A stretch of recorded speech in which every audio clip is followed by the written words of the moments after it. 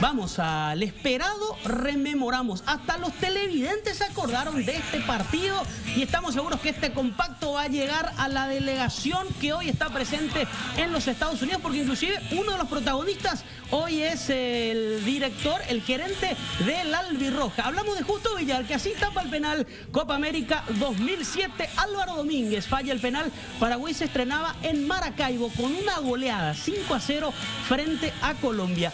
Gran pase de Edgar Barreto, y aquí el que define es Roque Santa Cruz, minuto 28 del primer tiempo.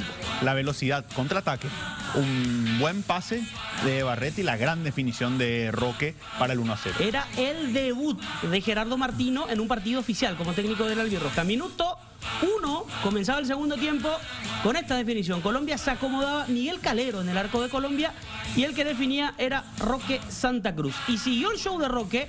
Miren esta gran corrida de Carlos Bonet a la derecha, centro de Bonet, y Roque Santa Cruz anticipa 3-0, ganaba Paraguay en ese momento.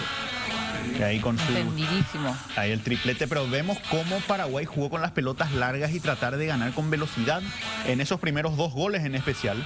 Y después siempre, acá lo vemos a Ramber Vera, que termina dando el pase, y Salvador Cabañas convierte el cuarto.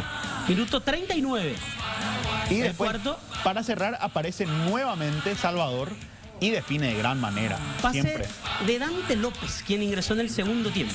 Allí el 5-0, victoria de Paraguay frente a Colombia. Paraguay pasa esa primera ronda y lamentablemente se elimina contra México en cuartos de final. Aquella goleada 6-0, la expulsión tempranera de Aldo Bobadilla, termina jugando Joel Sayas. Lamentablemente para él fue su único partido como arquero de la selección y recibió 6 goles. Cosas que bueno, a veces pasan tener esa suerte, pero fue un gran partido de Paraguay ante Colombia en aquella ocasión, y esperemos, aparte en el debut en la Copa, esperemos que se repita.